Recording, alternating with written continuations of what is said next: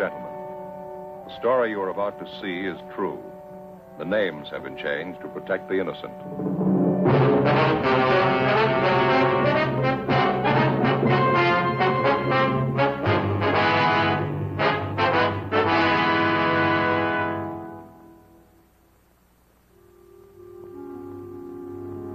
This is the city.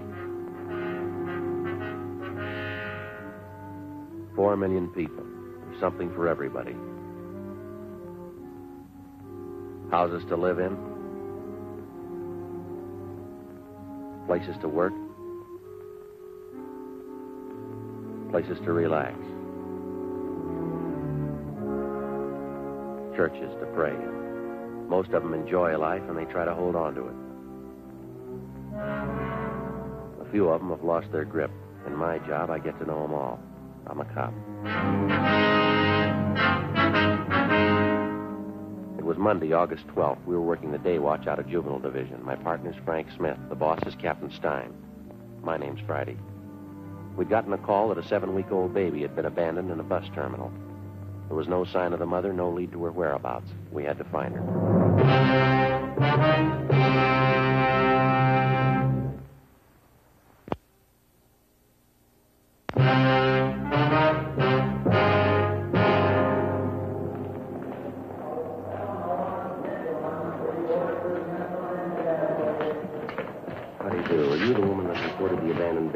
Yes, that's right.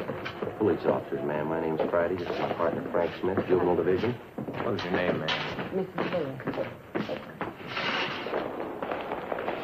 I'm certainly glad you're here. I've been waiting around this depot for hours.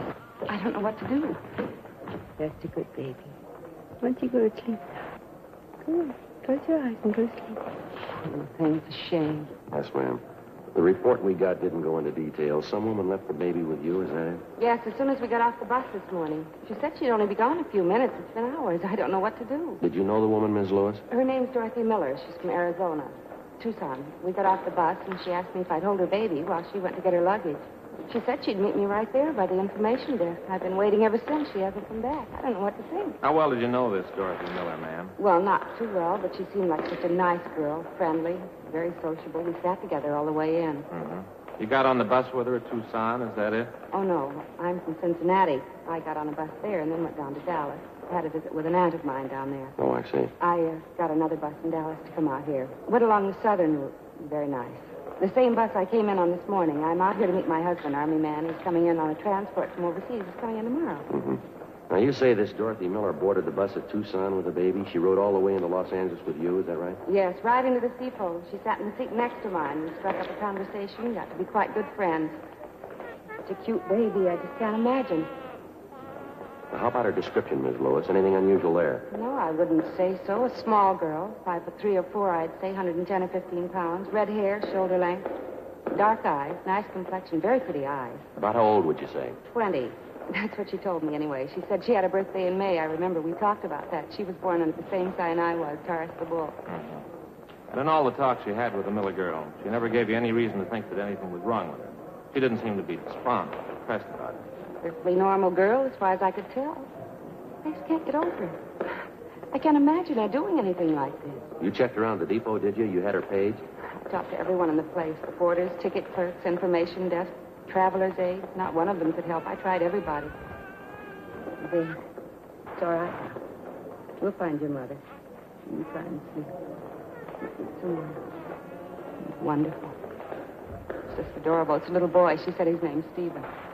Yes, ma'am. Her own baby, so small and helpless. How could she go off and leave him? Well, I guess she had a reason. It must have been important. A 7-week-old baby, your own? What's more important than that?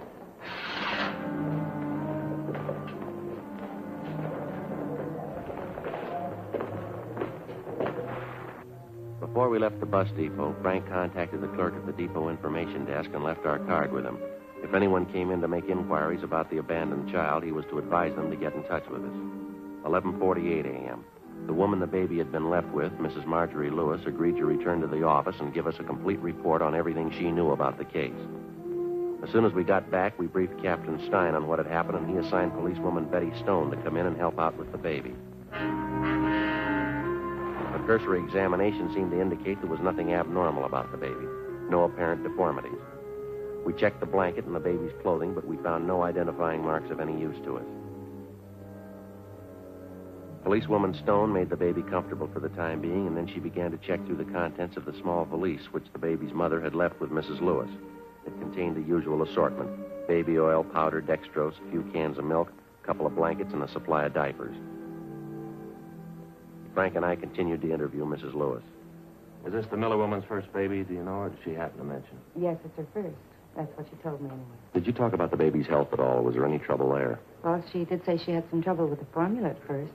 It didn't seem to suit the baby. It wasn't anything serious, though. Matter of fact, that does worry me a little bit, Sergeant. What's that? The baby's formula. Mrs. Miller did say it had to be fixed a special way. Some special medicine she put in it, too. Are you sure the baby's going to get good care? Yes, ma'am. No need to worry. He'll be moved to the general hospital. They'll look after him. Frankly, I can't help but feel a little guilty about all this. What do you mean, Mrs. Lewis? I mean, turning the baby over to you. It'll probably be put in some kind of an orphan's home. I can't help but think that maybe the Miller girl picked me out. She had to give the baby away, and she wanted me to have him. Then I turn around and hand him over to the police. It does make me feel a little guilty. She probably expected more of me. There's no need to feel like that, ma'am. It's not your responsibility. I suppose not, but I just can't help feeling that way, running out on a little baby like that, leaving him alone. You wouldn't be in a position to take care of him anyway, would you? No, I suppose not. I'd have to talk to my husband first. He'll be in tomorrow from overseas. We'll be back to the same old life again, living in hotels. No, I guess it wouldn't work even if they'd let me adopt him. Gets me down sometimes. I've always liked children. Well, thank you very much, Ms. Lewis. We appreciate your cooperation, everything you've done here. Not at all, Sergeant. I only wish I could be more help. Would you mind telling us where you'll be stopping in town, ma'am? It's possible we might want to contact you again. Well, I don't have any reservations. I was thinking of staying at a hotel close to downtown. Well, there's a big convention going on in town now, Ms. Lewis. Most of the places are pretty crowded. We'd be glad to help you find hotel space if you like. Oh, well, that's certainly very nice of you. Sergeant Friday, could I see you a minute, please? Yeah, sure. Excuse me. Yeah, Betty. Well, for a policewoman, I'm not bad at checking diapers. What do you mean? Right here, the valise the mother left with Mrs. Lewis. Did you come up with anything? I didn't think so at first. I went over the valise, everything inside, nothing. Then I started putting the things back in the bag. I found this in a stack of diapers right there. Paid receipt for a hospital bill, maternity ward. Santa Maria Hospital, Tucson, Arizona. Well, there's the patient's name right there at the top. Dorothy Miller.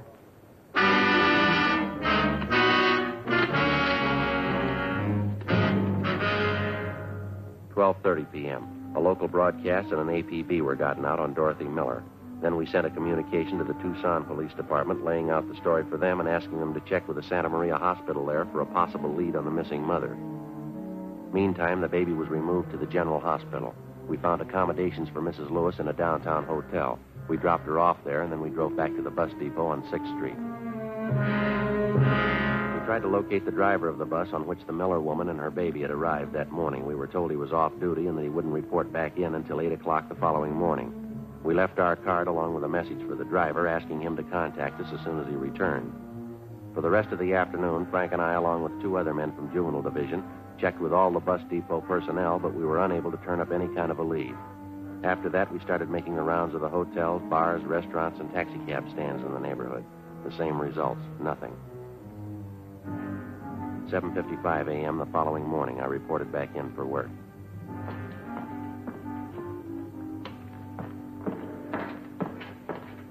Good morning, Joe. Oh, hi, Betty. Frank check in yet? Yeah, I went out for a minute. Said he'd be right back. What do you know? Anything new? Communication for you from the Tucson PD. Kickback on that query you got off to them yesterday. You see this? Yeah, confirms the fact the woman had her baby in that hospital. Still not much help, though. Yeah, I see. We checked out her last known address in Tucson. She moved. No forwarding address, no line on her friends or relatives. Well, the day the baby was born seems to check out.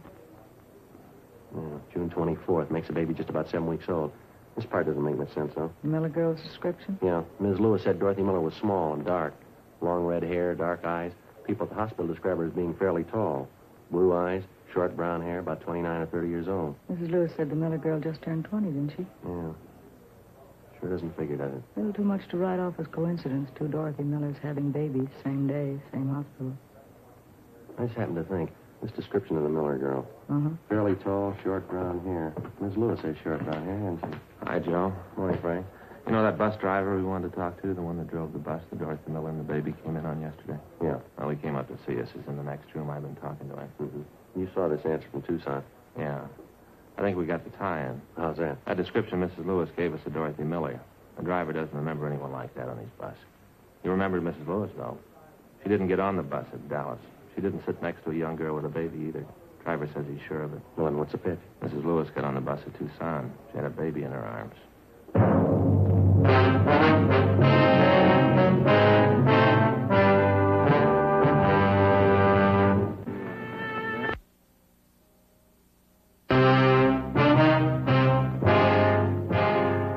8:35 a.m. Frank Smith and I continued to interview the bus driver, the same man who'd been driving the bus on which Mrs. Lewis and the abandoned baby and his mother supposedly had arrived in Los Angeles the day before.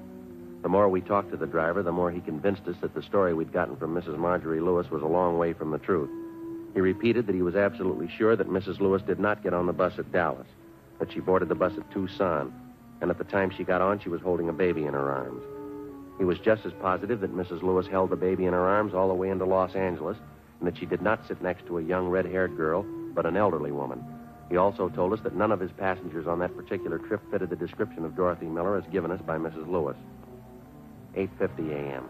Before the bus driver left, we got his address and a phone number where we could get in touch with him if necessary. 9:05 a.m. Frank and I got in the car, drove to the downtown hotel where Mrs. Lewis was staying. She told us that her husband, Army Captain Walter Lewis, had arrived in from overseas earlier that morning and checked in at the hotel, that he was downstairs in the hotel barber shop. That's quite a parade they're having down there. Yes, ma'am. How's the baby? Are they taking care of him? Is he all right? Yes, ma'am. We checked with the hospital. He's doing fine. Oh, I'm glad. And the Miller girl, Dorothy Miller, did you find out anything? We haven't been able to locate her. No trace of her at all. That's why we're here, Mrs. Lewis. There are a few things we'd like to have you straighten out for us. Well, I'll be glad to do anything I can to help. I think I already told you everything I know about the girl. We'll be honest with you, Mrs. Lewis. We don't think you're telling us the truth. What? I don't understand. We talked to the man who was driving the bus she came in on yesterday, the same bus you say Dorothy Miller and her baby were on. Yes, that's right. Well, the bus driver couldn't remember the Miller girl, told us none of his passengers even came close to her description. Well, there were quite a few people on the bus. I guess you can't blame him for not remembering her. He remembered you, Mrs. Lewis. You were sitting near the front of the bus. He doesn't remember anyone with a baby sitting next to you, though. I guess he made a mistake. He can't remember everything. He said you were holding the baby. I don't understand this. What is it you're trying to find out? When we talked to you yesterday, you told us that you got on the bus at Dallas. Isn't that right? Yes, what would that have to do with it? Well, the bus driver says you got on at Tucson. He seemed to remember it pretty well. Says when you got on the bus, you were holding a baby in your arms. Oh, that's silly. He's wrong. He must have me confused with somebody else. I don't see how, ma'am. He says you were the only woman on the bus for the baby. What's the point of this, Sergeant? I don't understand any of this. Well, now, frankly, Ms. Lewis, neither do we. I don't know why you're lying to us about this, but apparently you are. You're wrong. I'm not lying. It happened just the way I told you. The girl gave me the baby to hold, and then she disappeared. There's no reason for me to lie about that. We found a receipt for a hospital bill in that valise with the baby's things in it. The receipt was made out to Dorothy Miller. Well, that proves it, doesn't it? She was on the bus with me, and her baby was with her. Check was made with the hospital at Tucson. They remembered the name Dorothy Miller. She gave birth to a baby boy about 7 weeks ago. She wasn't the same girl you described to us. Description wasn't even close. Then it must be a mistake. I guess somebody made a mistake. I can't understand any of this. They sent us back a description of the Dorothy Miller who stayed at the hospital. Fairly tall woman, short brown hair, about 29 or 30. Yes? Description fits you, Mrs. Lewis. Fits almost perfectly. It's wrong. It has to be wrong. The whole thing's a mistake. No, I don't think so, ma'am. Why don't you tell me? What do you think? Tell me, please. Well, there is no Dorothy Miller. There never was. There's no such person. That's what you really think. I invented it? I made it all up? Did you?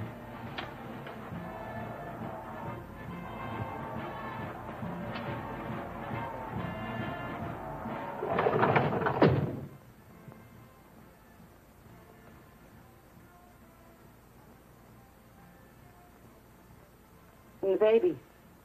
What about him? If there's no Dorothy Miller, what about the baby? I don't know. You want to tell us? Ms. Lewis?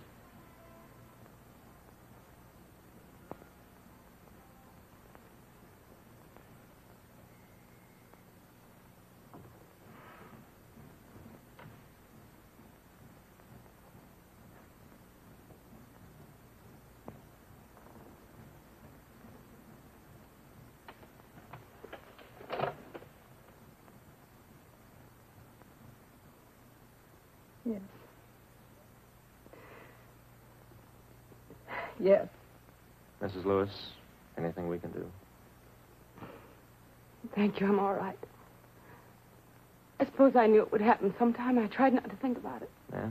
I knew you'd found out. That's why you asked if my husband was with me, isn't it? You didn't want to embarrass me. I wanted to give you a chance to tell your side of the story. We thought maybe you wanted to keep it from your husband. Oh, it doesn't matter. I'll tell him.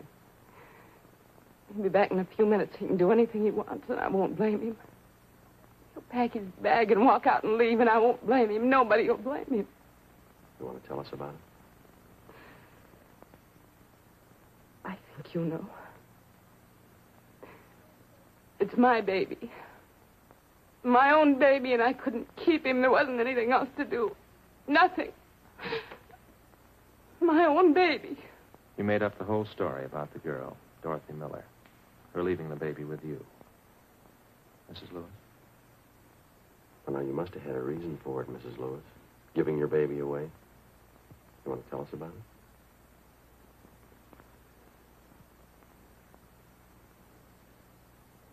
Won't make any difference. Done. It's all done. It's my husband I'm thinking about. Walter. I'm going to have to hurt him, and I don't want to hurt him. I don't know how I'm going to tell him. Tell him what, ma'am? I love him, Sergeant. I tried to explain. I didn't want to be alone. Having him away all the time, I knew there was going to be trouble. I knew it. I didn't want to be alone, and he didn't understand. He only said I was fooling. Yes, ma'am. He left for overseas in October, almost 2 years ago. I went down to Wilmington. I saw him leave on the boat. I stood there and watched him go. I wasn't going to see him. 24 months, I wouldn't see him. No children, no family, just a 2-room apartment. If he only believed me. If he only would have taken me with him. Yes, ma'am. I took it for a year. A whole year. A 2-room apartment, being alone. I wrote to Walter twice a week. It didn't do any good. He didn't want me with him a whole year. And it got too much. You mean you could have joined him overseas? He didn't want you to. I don't know why. I kept writing to him, and he kept letting me off a whole year. It got too much a 2-room apartment alone. You can't spend your life that way. I started going out. Having dates. I had to get out. I started going to parties. Different people. I guess I drank too much. I didn't want to be alone. I guess I always drank too much. Yes, ma'am. There was one party. I don't even remember who I went with. I guess I was drinking. I don't know. And I left. I don't even remember who I was with. It didn't have to be this way. It didn't have to happen like this. Are you all right, Mrs. Lewis? There's something we can get for you? No, I'm all right. I didn't know what to do when I found out. And saw the doctor. He didn't understand it either. I mean, the way I felt. He said the baby would be born in June. I cried. He didn't understand. Yes, ma'am.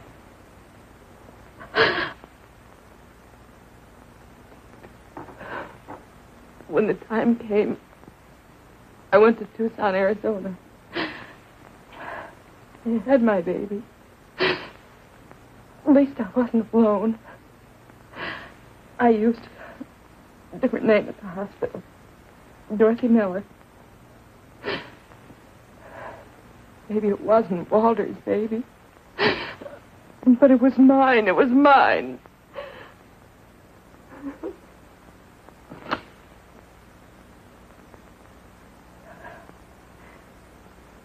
But at first it wouldn't make any difference. did. So you figured on giving up the baby? Giving him away, is that it? I can't tell you how many times I worked it out in my mind, day after day. I almost went crazy with it. Walter, the baby, which one?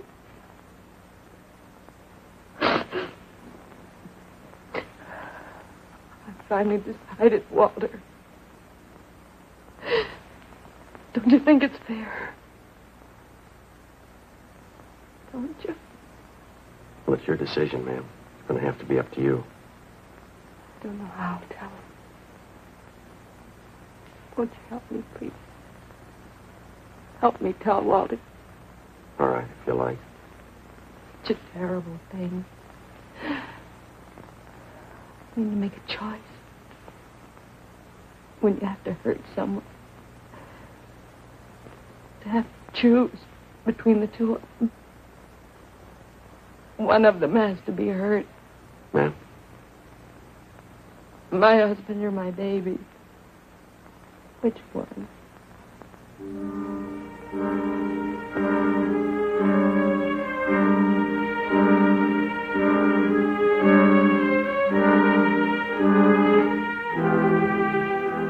10:38 a.m. At Mrs. Lewis's request, Frank and I stayed on at the hotel room until her husband, Army Captain Walter Lewis, returned. He was a tall man in his late 30s, dark eyes, tan complexion. Mrs. Lewis was waiting in the adjoining room. It wasn't easy, but as best we could, Frank and I briefed the husband on what had happened. His first reaction was fairly normal. He took it pretty hard. We kept on talking to him. After a while, he calmed down. We laid out the whole story for him again. Are you sure it was my wife? Yes, sir.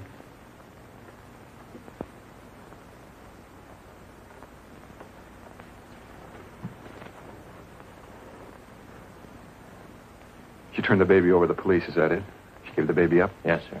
She figured it was the only thing she could do. Kind of hard to figure, isn't it? What's the answer?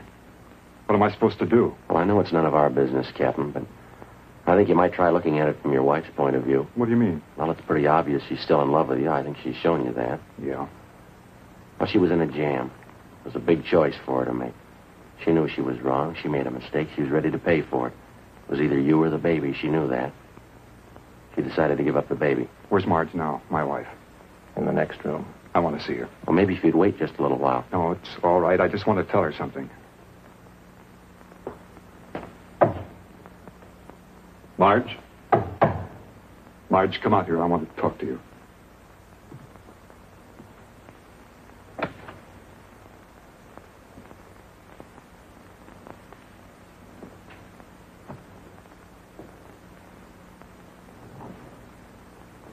What can I say, Walter? I'm sorry. I'm sorry. There isn't anything else I can say. You don't have to say anything, Marge. You can do what you want. I won't blame you. You've got a right to do anything. I just want to tell you, Walter, I love you and I'm sorry. I'm sorry. I won't blame you. Anything you do, I won't blame you.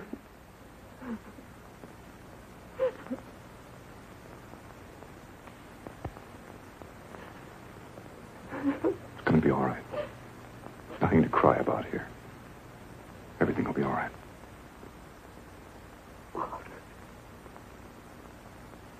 Walter.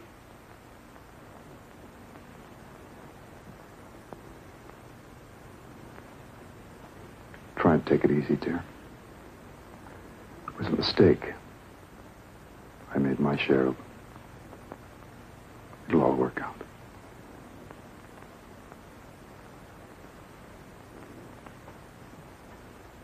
Officer? Yes, sir? I'd like to ask a favor. We got a car downstairs. Yes, sir, we do. I wonder if you'd mind dropping us by the hospital. I'd like to see my son.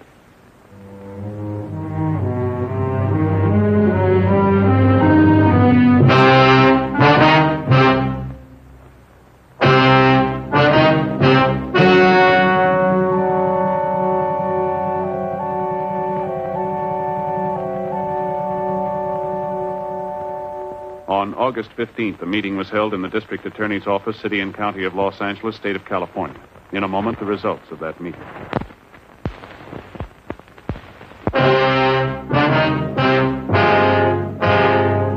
in the interests of justice, it was decided that no criminal complaint be filed against the suspect.